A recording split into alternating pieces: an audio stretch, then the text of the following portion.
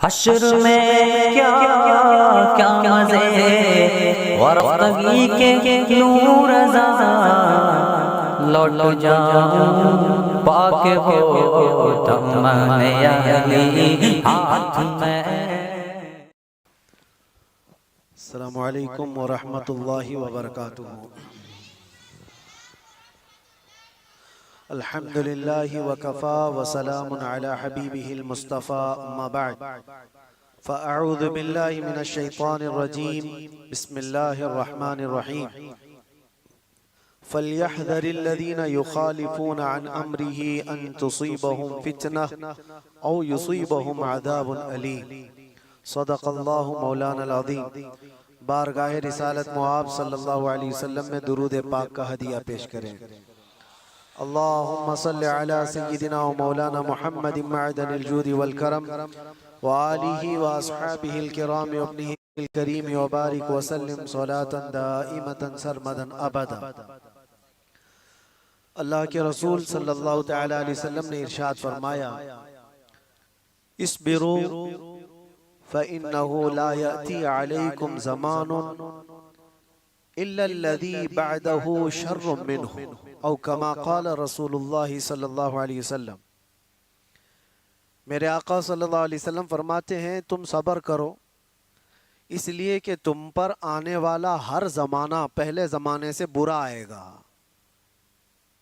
हम जिस ज़माने से आप गुज़र रहे हैं इसके बाद और आजमाइशें और आजमाइशें और आजमाइशें आने वाली हैं। और एक हदीस पाक में अल्लाह के रसूल सल्लल्लाहु अलैहि वसल्लम फरमाते हैं कि मोमिन एक फितने का मुकाबला कर रहा होगा और उससे निकल जाएगा।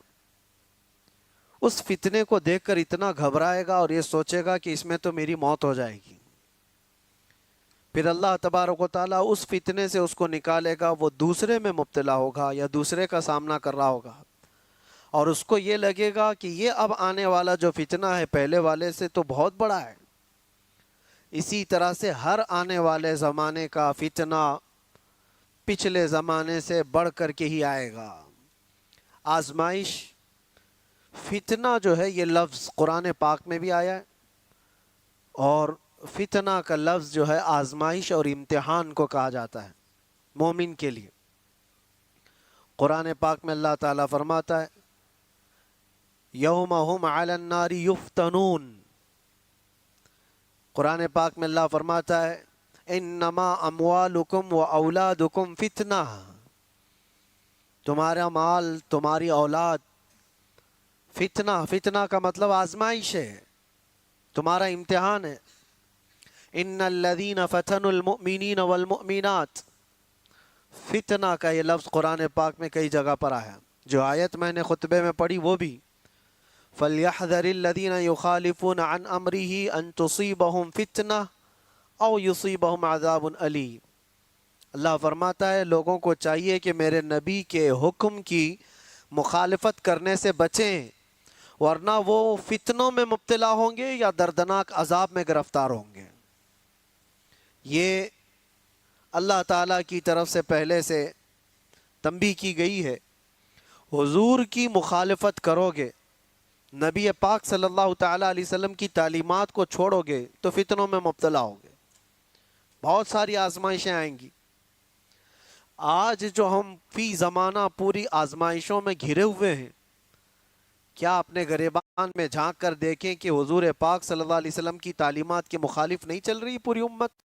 हर कोई वो जिम्मेदारी निभा रहा है, अच्छाइयों का हुक्म दे रहा है हर कोई, बुराइयों से रोक रहे हो हर कोई डर रहा है। हर कोई ये सोचता है हमको क्या पड़ी है, कोई जा रहा है खड्डे में गिर रहा है तो हमको उससे क्या लेना देना। बुराइयों से रोकने का मिजाज उम्मत का ख़त्म होता चला गया। तुम खैर उम्मत हो, ये मनसब कभी तुमसे अलग नहीं हो सकता। और इल्म इस्लाम लाया है और आज इस्लाम के पैरोकार मुसलमान इल्म से दूर है।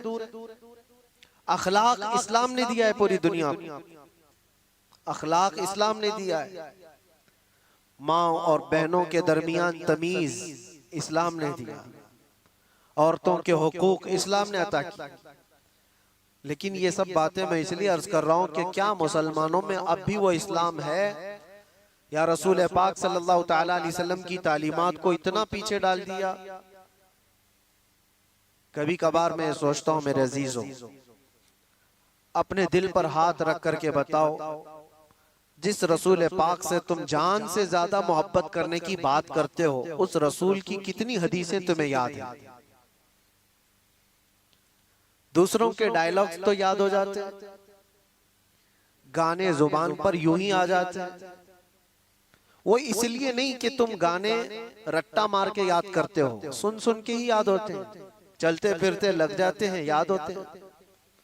किसी के डायलॉग्स बहुत ज्यादा इधर उधर वायरल होते हैं, वो याद हो जाते हैं। लेकिन मैं ये पूछना चाहता हूं कि ये सुन सुन करके जब दुनियावी नगमे याद हो जाते हैं, तो अपनी आदत ऐसी क्यों नहीं डाली कि मेरे नबी के नगमे भी सुन सुन के याद हो जाए, हुजूर की बातें याद हो जाए। बात यही है कुल मिलाकर कि हम जिस आजमाइश के शिकार हो रहे हैं आज या होंगे, इन सब का असल सबब कुरान ने कहा है रसूल पाक सल्लल्लाहु ताला अलैहि वसल्लम के हुक्म की खिलाफ वर्जी। देखो, हुजूर के हुक्म की खिलाफ वर्जी दो तरह का करता है आदमी। एक जानबूझ के करने वाला, वो काफिर है, वो कहता है कि मैं मानता ही नहीं, नाउजुबिल्लाह, वो काफिर है। लेकिन एक अनजाने में करता है, वो हुजूर से मोहब्बत तो करता है, लेकिन नफ्स कभी गालिब है, शैतान कभी गालिब है, सुस्ती कभी गालिब है, जिसकी वजह से इन अहकाम को अमल नहीं कर पाता, लेकिन नुकसान वो भी उठाएगा, वो भी उठाएगा। पहला वाला तो जहन्नम, जिसने जानबूझ करके इनकार किया हुजूर के फरामीन को, वो तो जहन्नम में जाए। और दूसरा वाला जो अनजाने में करता चला गया, तो वो दुनिया में फितनों में मुब्तला होगा, आजमाइश में आएगा। अल्लाह के नबी सल्लल्लाहु ताला अलैहि वसल्लम ने यह भी इरशाद फरमाया, एक जमाना तुम पर आएगा। एक साहबी हजरत हुज़ैफा रज़ी अल्लाह ताला, वो फरमाते हैं कि सब लोग हुजूर सल्लल्लाहु अलैहि वसल्लम से अच्छाई के बारे में ज्यादा सवाल करते थे, और मैं बुराइयों के बारे में ज्यादा सवाल करता था। वो कहते हैं खुद उसकी वजह यह है, इसलिए पूछता था कि कहीं उस बुराई में मैं मुब्तला ना हो जाऊं, कहीं उस बुराई से मेरा सामना ना हो जाए। तो हज़रत हुज़ैफा रज़ी अल्लाह ताला अन्हु ने हुजूर सल्लल्लाहु अलैहि वसल्लम से पूछा, या रसूल अल्लाह सल्लल्लाहु अलैहि वसल्लम, हम ज़माने जाहिलियत में थे, कुफ्र में थे, शिर्क में थे, इस्लाम आया, खैर आया, अल्लाह ताला ने हमें एक शर से निकालकर खैर में लाया, तो क्या इस इस्लाम के खैर के बाद फिर कोई और शर आने वाला है? इसके बाद और कोई बुराई आएगी? हुजूर ने फरमाया, हाँ आएगी। जिस इस्लाम में तुम हो, इस खैर के बाद फिर शर आएगा। उस साहबी ने फरमाया, क्या वो शर जो आएगा, वो बुराई जो आएगी, उसके बाद फिर कोई खैर नहीं आएगा? हुजूर ने फरमाया, आएगा। इसका मतलब ये है, ज़माने जाहिली, ये पूरी हदीस सुन लीजिए, हजरत हुज़ैफा रज़ियल्लाहु ताला अन्हु की ये हदीस, सही हदीस है पाक।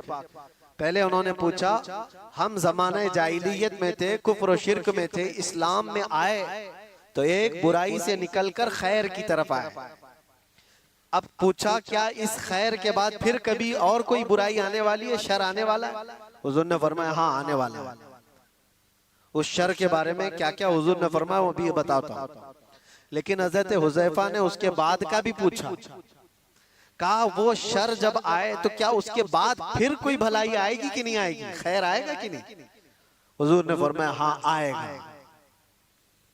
इसका मतलब ये हुआ कि हम जिस जमाने से गुजर रहे हैं, हो सकता है ये शर पे शर आ रहा है, लेकिन मेरे नबी की बशारत के बाद ये सारे शर के बाद एक खैर आने वाला है। इस सारे शर के बाद एक खैर आने वाला है। यहां तक कि हुजूर सल्लल्लाहु अलैहि वसल्लम से जब हजरत हुज़ैफा ने पूछा था ना कि कैसा शर आएगा, हम तो जहालत से निकल करके इस्लाम में आए, ये खैर है, इसके बाद जो शर आएगा वो कैसा होगा? हुजूर ने फरमाएगा, वो ऐसा होगा कि लोग मुसलमान कहलाने को भी झिझकते होंगे, और कुछ लोग उसको मुसलमान को ऐसा देखेंगे जैसे किसी चोर को या जानी को देखा जाता है। वो जमाना आएगा, वो शर का जमाना, यानी लोग उसको दिखा दिखा करके बोलेंगे ये देखो मुसलमान जा रहा है, ये देखो मुसलमान जा रहा है। मुसलमान होना ताज्जुब की बात हो जाएगी, ऐसा शर आएगा।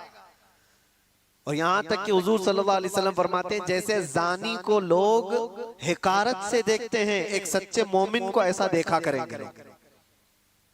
ये जमाना आएगा, तुम शर्माना मत कि लोग मुझे ऊपर से नीचे ऐसे ताड़ते हैं, इतना घूरते हैं, इतना देखते हैं। तुम मोमिन होगे तो देखेंगे जरूर, और देखे जाओगे तुम।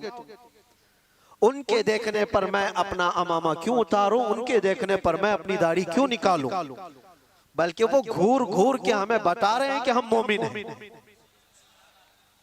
वो शर का जमाना आएगा कि लोग ताज्जुब से देखा करेंगे मोमिन को, ताज्जुब से देखेंगे और ताना भी मारेंगे कि ये देखो बड़ा मोमिन बनता है, ये बड़ा मुसलमान लगता है।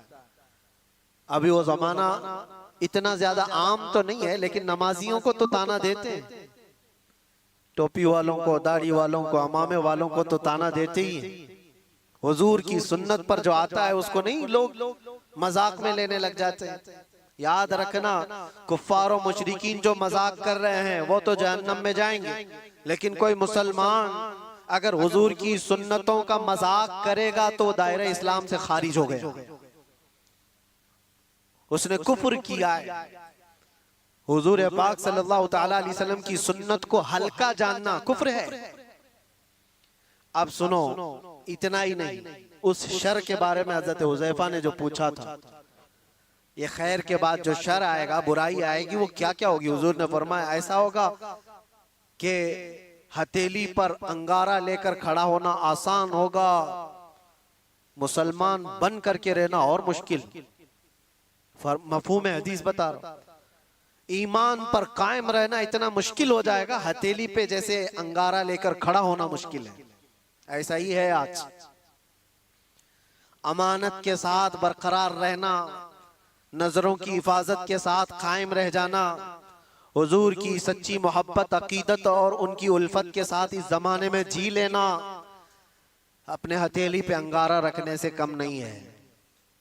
ये कम नहीं है मेरे अजीजों, बड़ी आजमाइशें होती हैं। लोग नारे लगा करके समझते हैं कि आसान है। हाँ, शायर ने ये कहा था, ये शहादत गहे उल्फत में है कदम रखना। लोग आसान समझते हैं मुसलमान होना, कदम कदम पर शहादतें, कुर्बानियां हैं। अब सुनो एक और हदीस, यहां तक तुम परेशान हो चुके होंगे, इतने परेशान हो चुके होंगे कि कभी कब्रिस्तान की तरफ से गुजर रहे होंगे तो हुजूर फरमाते तुम कब्रों वालों को देख करके ये तमन्ना करोगे काश उसकी जगह मैं होता तो अच्छा होता, क्योंकि वो फितनों से बचकर चला गया, हमसे पहले चला गया, अब महफूज सोया है, और हम रोजाना एक नए फितने का मुकाबला कर रहे हैं। ये कैफियत आएगी ईमान वालों पर। और इतना ही नहीं, और आगे अल्लाह के नबी सल्लल्लाहु ताला अलैहि वसल्लम फरमाते हैं मोमिनों पर जो शर का जमाना आएगा वो ऐसा होगा कि पूरी दुनिया में कुरान के सिर्फ लफ्ज बाकी रह जाएंगे, कुरान नहीं रहेगा, लफ्ज बाकी रह जाएंगे। और मुसलमानों में नमाजों से दूरी, ये सारी चीजें आ जाएंगी, कुरान तक इनके बीच में नहीं रहेगा, कुरान के लफ्ज रह जाएंगे। का मतलब यही है कि कुरान तो मौजूद है लेकिन कितनों के पास है। सल्लल्लाहु अलैहि वसल्लम ने फरमाया एक जमाना इन पर आएगा कि इनके पास कुरान ही नहीं होगा। तो सहाबा डर गए, इतना शर आएगा इनके पास।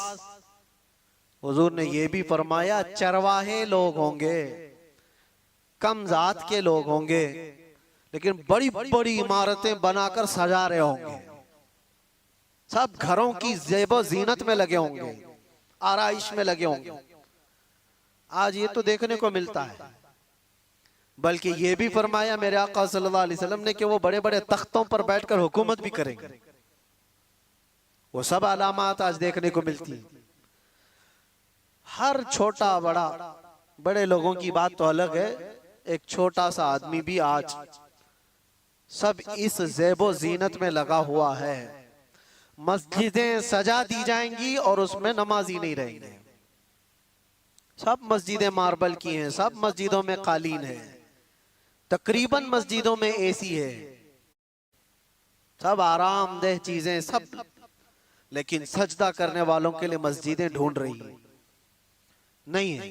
ये वो जमाना आएगा, नबी पाक ने जब ये फरमाया तो सहाबा इकराम रिदवानुल्लाह ताला अलैहिम मजमाइन जो सवाल कर रहे थे, अब जाहिर सी बात है, अब मैंने इतनी अलामतें जो बताई, डर और खौफ लग रहा है कि नहीं लग रहा है? डर और खौफ है कि नहीं? क्या ऐसा जमाना आएगा कि लोग हमको मोमिन होने पर ताना देंगे? और इतना ही नहीं, हुजूर ने यह भी फरमाया कत्ले आम बढ़ जाएगा, हरज बढ़ेगा। लालच की बुनियाद पर 100 लोग होंगे तो 99 कत्ल हो जाएंगे, एक बच जाएगा। इतने ज्यादा कत्ले आम, मौतें ज्यादा होने लग जाएंगी। अब ये सब था जो शर का जमाना है, तो हजरत हुज़ैफा ने फरमाया या रसूल अल्लाह सल्लल्लाहु अलैहि वसल्लम, उस शर के बाद कोई खैर आएगा कि नहीं आएगा? हुजूर ने फरमाया हाँ आएगा, जब पूरी दुनिया में इस तरह का जुल्म आम हो जाएगा, अल्लाह इमाम मेहदी को पैदा फरमाएगा। ये खैर का जमाना होगा, ये खैर का जमाना होगा। हुजूर अकरम सल्लल्लाहु अलैहि वसल्लम फरमाते हैं फिर मेहदी को अल्लाह पैदा फरमाएगा और मेहदी पूरी उम्मत को जमा करेगा और पूरी दुनिया में सिर्फ एक कलमा गूंजेगा, ला इलाहा इल्लल्लाह मुहम्मदुर रसूलुल्लाह सल्लल्लाहु अलैहि वसल्लम। ये हदीस पाक मैंने पूरी सुनाई जो हजरत हुज़ैफा रज़ी अल्लाह तआला अन्हु से मरवी है। उस शर के बाद एक खैर आने वाला है, लेकिन उस खैर के आने तक हमें इंतजार तो है। यहां तक के लोग भूल चुके होंगे दीन को। नबी पाक सल्लल्लाहु तआला अलैहि वसल्लम ने इमाम मेहदी के ज़हूर से पहले जो चीजें हैं उसके लिए इरशाद फरमाया कि लोग दीन पूरा भूल चुके होंगे, कुरान इनके बीच में नहीं होगा, तब इमाम मेहदी आएंगे। दुआ तो हम ये करते ही हैं कि अल्लाह ताला इमाम मेहदी का जमाना अता फरमाए। हर एक की ख्वाहिश है जो इमाम मेहदी का ज़हूर और तज़किरा सुनता है, वो एक परचम तले पूरी दुनिया जमा होगी, वो दौर कैसा होगा। उस चीज के लिए तमन्ना तो सब करते हैं, लेकिन दुआ ये भी करो उस दौर के पहुंचने तक। ये जो शर का जमाना, ये जो फितनों का जमाना है, अल्लाह इसमें सब्र और इस्तिकामत अता फरमाए। जो इसमें से बचकर निकला वो ईमान वाला है। अजीजा ने गिरामी वकार, आज के हालात में और हुजूर अकरम सल्लल्लाहु अलैहि वसल्लम ने यह भी फरमाया ला तक़ूमुस्साअतु हत्ता यख़रुज 30 दज्जालून 30 कज़्ज़ाबन, यानी हुजूर फरमाते 30 के करीब दज्जाल आएंगे। वो जो काना दज्जाल है वो बाद में आने वाला है। वो हदीस वहीं तक खत्म नहीं हुई। हजरत हुज़ैफा की जो हदीस है, फिर से शुरू से मैं आपको बताऊं। उन्होंने कहा हम कुफ्र में थे, जिहालत में थे, अल्लाह ताला ने इनाम फरमाया और हम खैर में आए, इस्लाम में। तो या रसूल अल्लाह, इस खैर के बाद कोई शर है? हुजूर ने फरमाया हाँ, उस शर आएगा, मैंने बताया शर। फिर इमाम में हजरत हुज़ैफा ने पूछा उस शर के बाद फिर खैर आएगा? हुजूर ने फरमाया हाँ आएगा। इमाम मेहदी को अल्लाह ताला मबूस फरमाएगा, पैदा फरमाएगा। फिर हजरत हुज़ैफा ने फरमाया वो खैर के जमाने के बाद फिर शर आएगा? हुजूर ने फरमाया हाँ, इतना शर आएगा कि कयामत आएगी और तुम रब से मुलाकात करोगे। ये आखिरी दौर है, यानी ये नहीं है कि इमाम मेहदी के दौर के बाद फिर सब कुछ सही हो जाएगा। वो जमाना लिमिटेड टाइम का है, उसके बाद फिर शर आएगा और ऐसा शर आएगा कि पूरी रोए जमीन पर कोई कलमा पढ़ने वाला ही नहीं रहेगा। कयामत ईमान वालों पर नहीं आएगी, इतनी बात याद रखो। पूरी रूए जमीन पर एक भी ईमान वाला होगा तब तक कयामत नहीं आएगी। कयामत सिर्फ और सिर्फ कुफ्फार और मुशरिकीन पर आएगी। कयामत वो सबसे बड़ी आजमाइश। बहरहाल जिन आजमाइशों से हम आज गुजर रहे हैं, इसमें अल्लाह के नबी सल्लल्लाहु अलैहि वसल्लम ने फरमाया, इस्बिरू, सब्र करो, सब्र करो। सब्र दो किस्म का है, सब्र अलल मसाइब, सब्र अलल मासी। मुसीबतों पर भी सब्र करना है, ये आसान है। जो बड़ा सब्र है ना, वो दूसरी किस्म का है। हुजूर पाक सल्लल्लाहु अलैहि वसल्लम ने फरमाया सब्र करो। सब्र, मशक्कत आई, मुसीबत आई, कोई इस तरह से घिर गया परेशानियों में कि निकलना मुश्किल है, ये सब इसको कहते हैं सब्र अलल मसाइब। मुसीबतों पर सब्र करना ये छोटा है। और बड़ा सब्र क्या है? ख्वाहिशाते नफसानियां और गुनाहों पर सब्र करना, ये बड़ा सब्र है। ये बड़ी आजमाइश है। दुनिया तुम्हारे सामने सब ओपन करके लाएगी, हर चीज खोल कर लाएगी। एक हदीस पाक ये भी अल्लाह के नबी सल्लल्लाहु अलैहि वसल्लम फरमाते हैं, फितने ऐसे जाहिर होंगे तुम पर, ऐसे जाहिर होंगे कि शाम में मोमिन होंगे, सुबह काफिर हो जाएंगे। सुबह मोमिन होंगे, शाम में काफिर हो जाएंगे। युस्बिउ मुमिनन व युमसी काफिरन, अल्लाह के रसूल सल्लल्लाहु अलैहि वसल्लम फरमाते हैं। और फितनों का ज़ुहूर ऐसा होगा, इतनी आजमाइशें कि हुजूर पाक सल्लल्लाहु अलैहि वसल्लम ये फरमाते हैं, एक फितना दूसरे फितने को अच्छा करके दिखाएगा।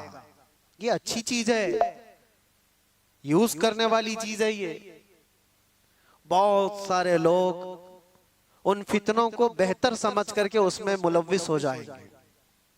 ये सब कयामत की निशानियों में, आखिरी जमाने में होने वाले हवादिस। और रसूल पाक सल्लल्लाहु तआला अलैहि वसल्लम ये भी इरशाद फरमाते हैं कि मैं यहीं से देख रहा हूं, जैसे तस्बीह के दाने टूट कर बिखर जाते हैं। तस्बीह अगर टूट जाए तो इसके दाने जिस तरह बिखर जाते हैं, तुम पर फितने इस तरह से होंगे, एक दाना पकड़ने जाओगे दूसरा निकल जाएगा, दूसरा पकड़ने जाओगे तीसरा निकल जाएगा। तुम इन फितनों से बचने के लिए एक का हल तलाश करते होंगे, दूसरा खड़ा हो जाएगा, दूसरा तलाश होंगे, तीसरा खड़ा हो जाएगा। हमें जीना तो अब इन्हीं के बीच में है, ईमान के साथ जीना है। अब उन तमाम बातों के बाद हजरत हुज़ैफा रदी अल्लाह ताला अन्हु ने ये सवाल पूछा, या रसूल अल्लाह सल्लल्लाहु अलैहि वसल्लम, शर के बाद खैर आया, खैर के बाद शर, शर के बाद खैर, फिर खैर के बाद शर, लेकिन जब जब शर का जमाना आए आप हमें क्या वसीयत फरमाते हैं? जब जब शर का जमाना आए आप हमें क्या वसीयत फरमाते हैं?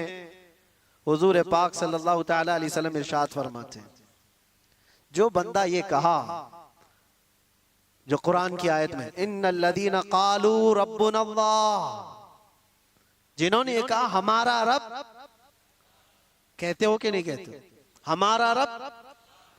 हुजूर फरमाते हैं फिर उस पर जम गया, फिर उस पर जम गया। इसके बहुत लवाजिमात हैं, ये बोलना आसान है। हमने ये कहा हमारा रब अल्लाह है, अल्लाह सबसे बड़ा है, अल्लाह सबसे बड़ी ताकतों का मालिक है, ये कहा और उस पर जम गया। इसका मतलब है अपने हर शय में ये मानता है कि जो कुछ भी होगा वो अल्लाह की मर्जी से होगा, इस पर जमा रह गया। फिर दूसरी चीज हुजूर पाक सल्लल्लाहु अलैहि वसल्लम फरमाते हैं, वो आखिरत पर, आखिरी दिन पर अल्लाह से मुलाकात करने को सबसे ज्यादा यकीन रखता हो, इन शर के जमाने में वो महफूज रह जाएगा। दो ही बातें फरमाई हुजूर ने, एक अल्लाह पर यकीन रखा हो कि जो कुछ भी होगा मेरे रब की मर्जी से, और दूसरे आखिरत के दिन पर।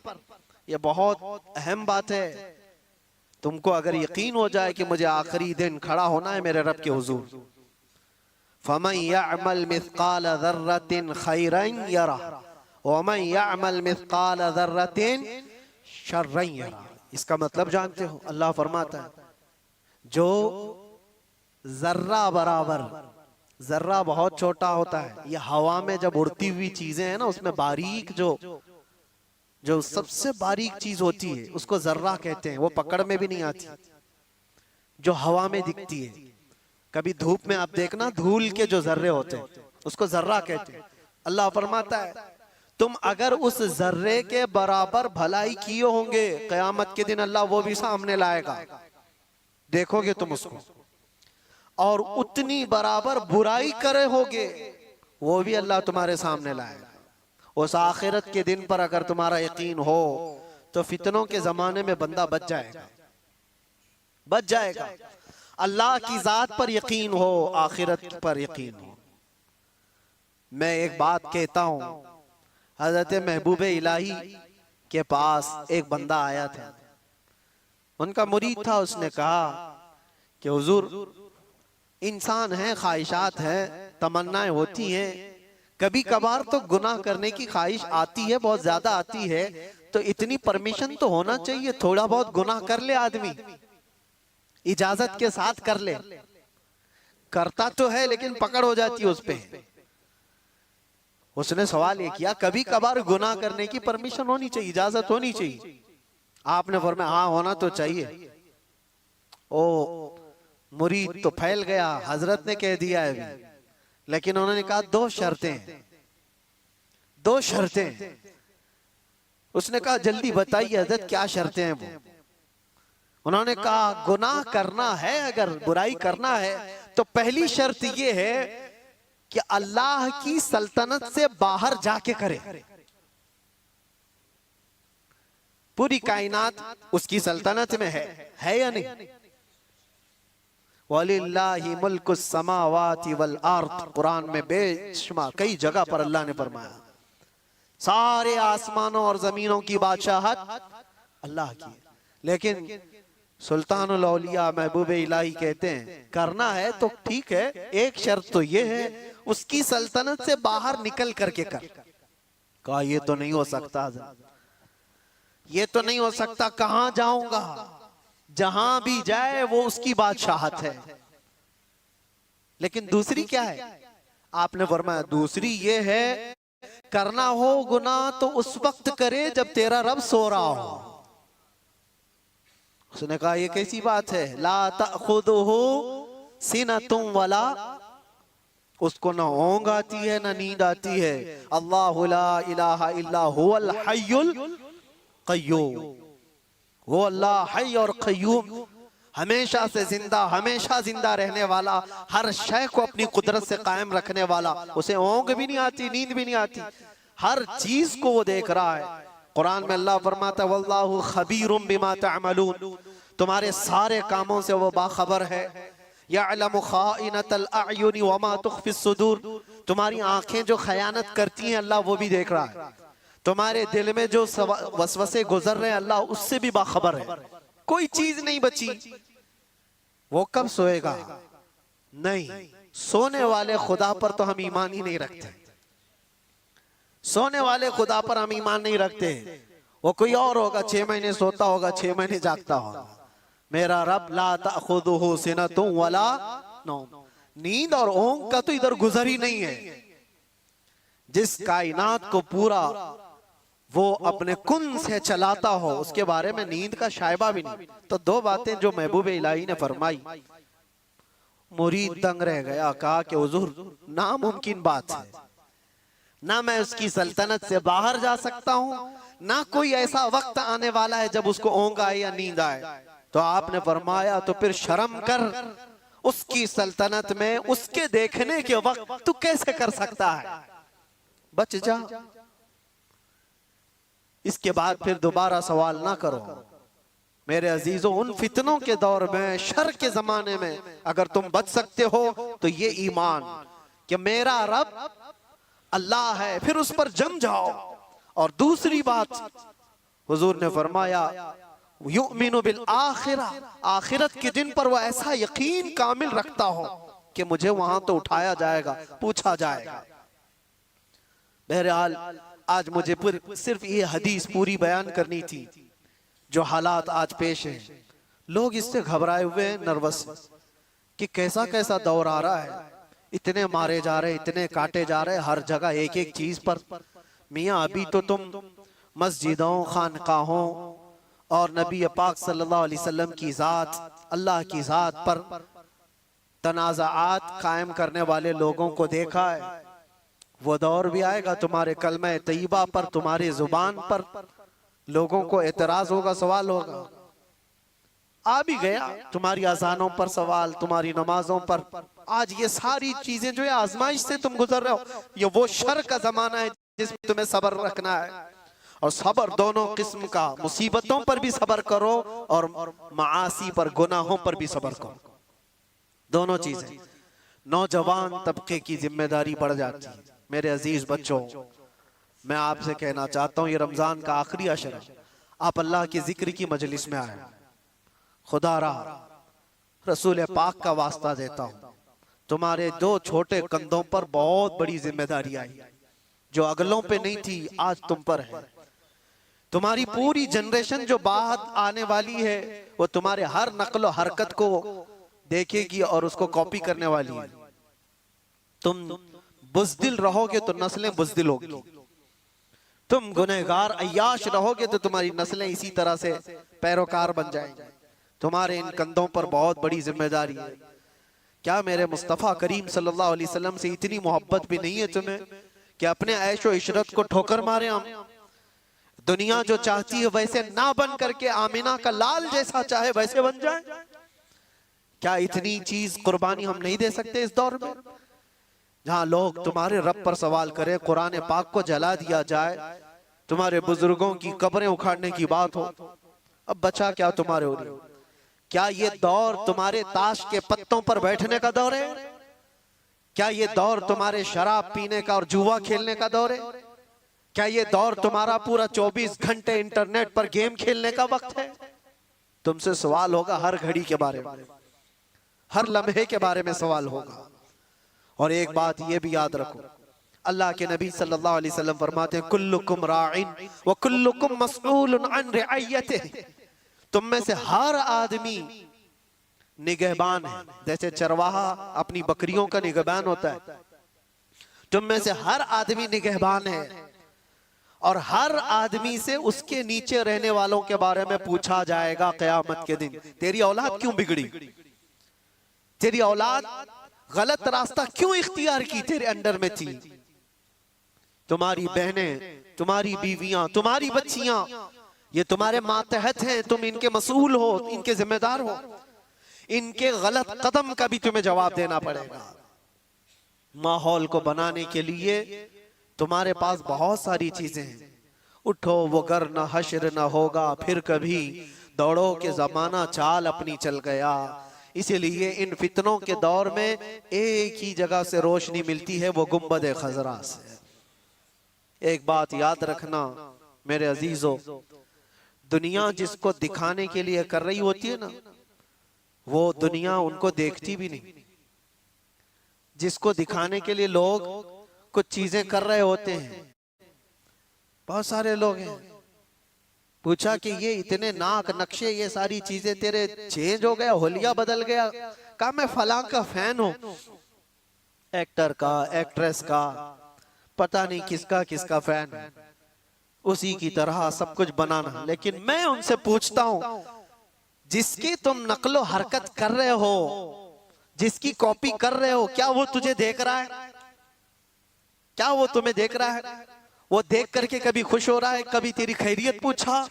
लेकिन कसम रब्बे जुल जलाल की, पूरी कायनात के चप्पे में कहीं पर भी रहो, मेरे मुस्तफा के अखलाक पर जो अमल कर रहा है वो ताजदारे मदीना उसे देख रहे हैं,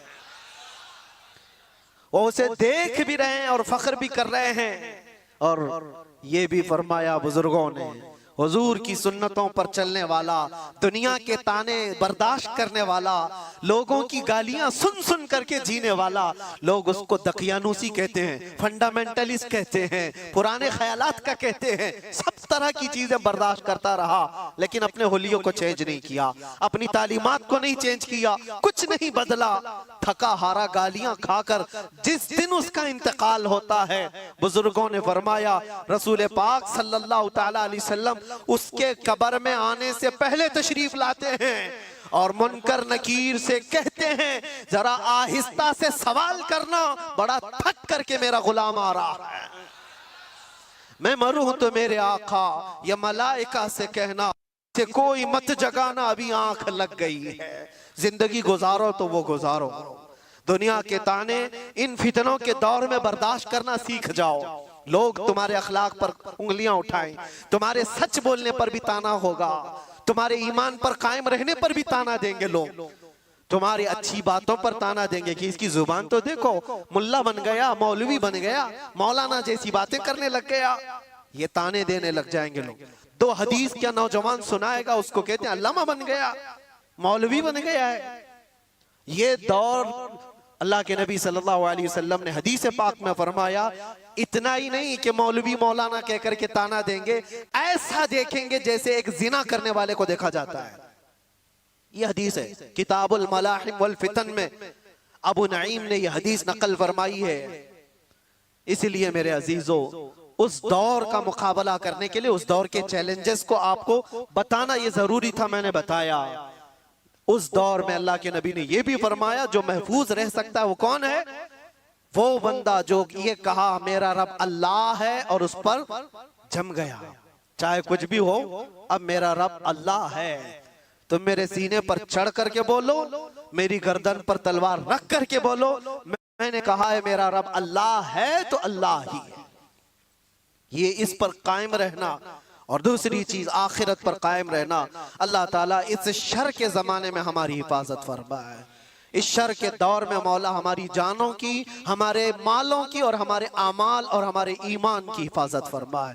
खुसूसियत के साथ पूरी दुनिया भर में कुछ वाकयात ऐसे होंगे जो तुम्हारा दिल दहला देंगे, वो होंगे, वो भी आजमाइश है, वो भी आजमाइश है।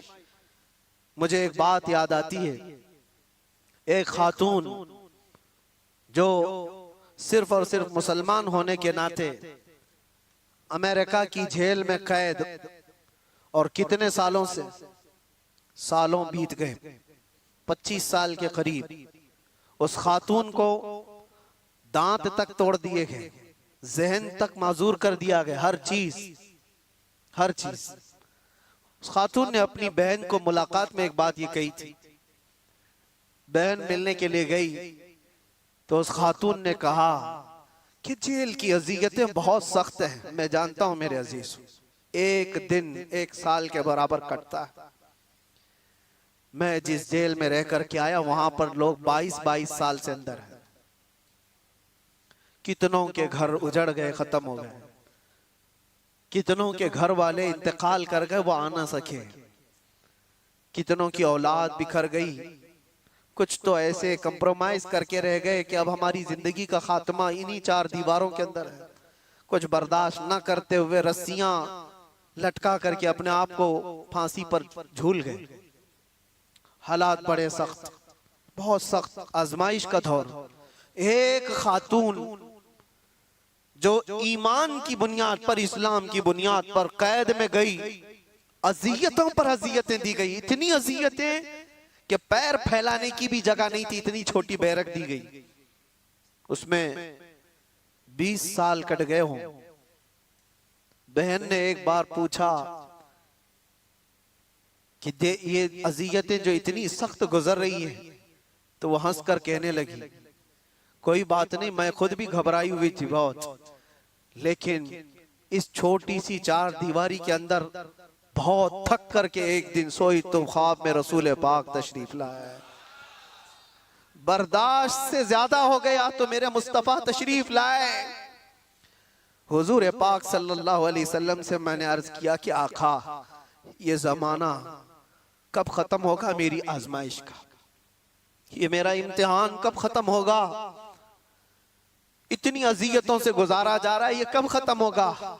अल्लाह के नबी सल्लल्लाहु ताला अलैहि वसल्लम ने क्या फरमाया, कहा खातून ये तेरी आजमाइश थोड़ी ना, ये उम्मत की आजमाइश है। देखा जा रहा है कि उम्मत मजे लेकर सो रही है। तुम क्या समझते हो, ये जो छोटे छोटे बच्चे रोज हिलाक हो रहे हैं बिलबिलाते हुए, आग के गोलों के नीचे उनकी सुबह और शामें होती हैं, उनकी चीखों को दुनिया ये समझती है कि एक इलाके का झगड़ा है। मैं कहता हूं पूरी कायनात के मुसलमानों का ये इम्तिहान है, आजमाइश है। तुम फिजिकली उनकी मदद नहीं कर सकते तो कम से कम अपनी जिंदगी तब्दील करो ताकि तुम्हारी दुआएं बारे इजाबत से टकराएं। अल्लाह की बारगाह में तुम्हारी दुआएं तो जाए।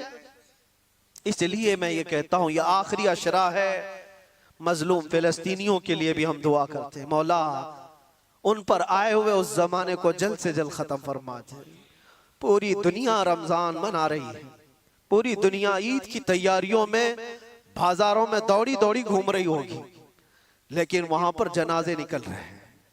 सुबह एक जनाजा, शाम में एक जनाजा, बल्कि एक ही रास्ते पर 80-80 जनाजे जा रहे होते। मैं कभी सोचता हूं उनके घरों पर ईद कैसे आती है, उनके घरों पर इफ्तार और सहरी कैसे आती है, रमजान कैसे। लेकिन इन सब हालात के बावजूद जो खबरें आती हैं कि ना वो अजान में कम हुए हैं ना नमाज में, वह दुखती हुई आवाज में दर्द के साथ अजानों के साथ भी अपने ईमान को कायम रखे हुए हैं। एक बड़ी आजमाइश है। मैं इसलिए जज्बात में बोलता हूं कि दर्द होता है, तकलीफ होती है। मेरे आका सल्लल्लाहु अलैहि वसल्लम ने फरमाया, मैं फिर से अपने लहजे में कहता हूं, कुछ कुत्तों को इन बातों पर यह तकलीफ अगर होती हो कि कहीं और तकलीफ हो रही है तो आपको बोलने की क्या जरूरत, तुम्हें पता ही नहीं ईमान किसे कहते हैं। मेरे आका ने फरमाया, मसलुल मुमिनी का मसली जसदिन इज़ा इश्तका अदुन तुदआ लहु साइरुल जसदि बिस्सहरी वल उम्मा। हुजूर फरमाते हैं, पूरे मोमिनों की मिसाल एक जिस्म की तरह है। एक अज़ू को तकलीफ हो तो पूरे जिस्म में बुखार आता है, एक अज़ू को तकलीफ हो तो पूरे जिस्म में बुखार आता है। इसी को ईमान कहते हैं। फिर वो ईमानी क्या है जो दूसरों की तकलीफ का एहसास नहीं करता हो। एहसास के साथ अपनी जिंदगियां बदलनी है। या आखिरी अशरे में गिड़गिड़ाओ और अपने रब से मांगो कि मौला हमें भी बदल दे और उनके हालात भी बदल दे। वो दौर मौला जल्द से जल्द अता फरमा जिस दौर में हर जगह हम खुली सांसों के साथ ये कह सके लब्बैक या रसूल अल्लाह। व आखिरु दावाना अनिल हम्दुलिल्लाहि रब्बिल आलमीन।